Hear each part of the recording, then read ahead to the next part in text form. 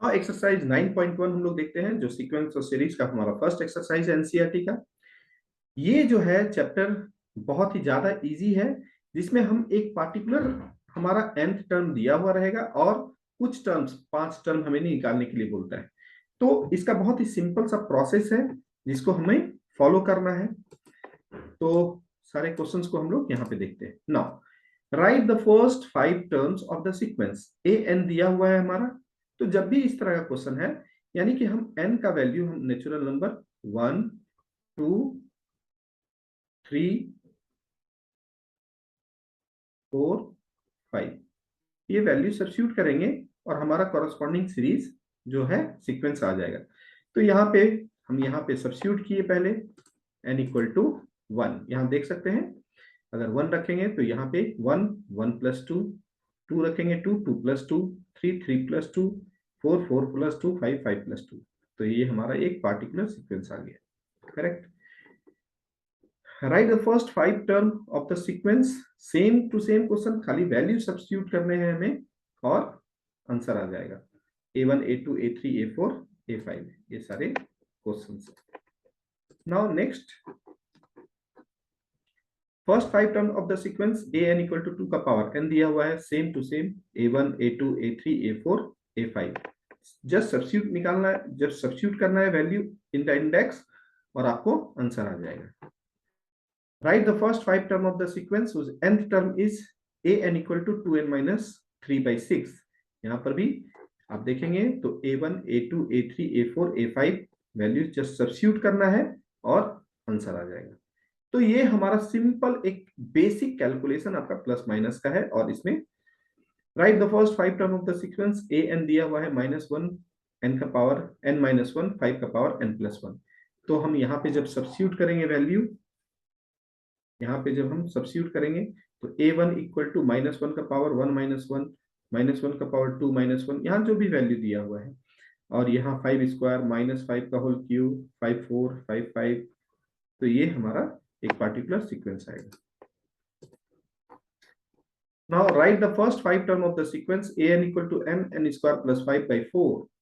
तो a1, a2, a3, a4 और a5 just यहाँ पे सब्स्टिट्यूट करेंगे। 1, 1 square plus 5 by 4, 2, 2 square plus 5 by 4, 3, 3 square plus 5 by 4, 4, 4 square plus 5 by 4, 5, 5 square plus 5 by 4। तो हमारा ये सीक्वेंस आ गया। Find the 17th term in the following sequence whose nth term is given. तो a n equal to 4n minus 3 है हमारा। a n equal to 4n minus 3। तो a1 जो भी निकालना है, 17th निकालना है, तो a 17th हम यहाँ रख दिए 4 इंटू 17 माइनस 3। तो हमारा आंसर आ गया ये। उसी तरह से a 24 निकालना है, तो यहाँ पे जस्ट वैल्यू सब्स्टिट्यूट करेंगे और हमारा आंसर आ जाएगा। Find the 7th term in the following sequence. Same a7 रखें यहाँ पे 7 square by 2 into 7 answer. 9th term just यहाँ पे वैल्यू रखे, हमारा आंसर आ गया। जस्ट ये वैल्यू सब्स्टिट्यूशन ही है और इसमें कुछ भी आपका इस एक्सरसाइज में और नहीं है। Right the first 5 term of the sequence. हमारा a1, an, a3n-1 प्लस 2 दिया हुआ है। तो यहाँ पे जो भी दिया हुआ है वैल्यू पहले सब्स्टिट्यूट करेंगे। a2 यहाँ पे हमारा an इक्वल टू दिया हुआ है, तो यहाँ पे a1 ऑलरेडी है, तो हम लोग a2 से शुरुआत करेंगे क्योंकि a1 ऑलरेडी हमारे पास है। तो यहाँ पे क्या हो जाएगा, a2 - 1 is nothing but a1 + 2, फिर a3, a4, a5 उसी तरह से सीक्वेंस निकाल लेंगे।